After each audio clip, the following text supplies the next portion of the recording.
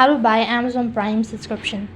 Hi everyone, in this following tutorial I'm going to show you how you can buy Amazon Prime subscription. So in order to buy Amazon Prime subscription, all you need to do is make sure that the device is connected to an internet service.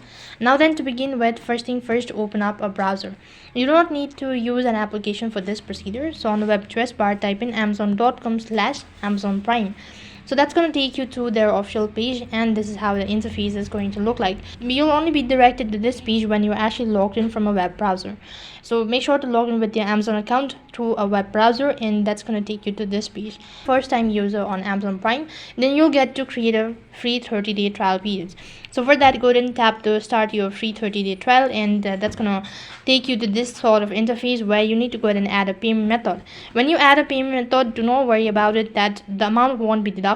You do not need to pay a penny for the first time.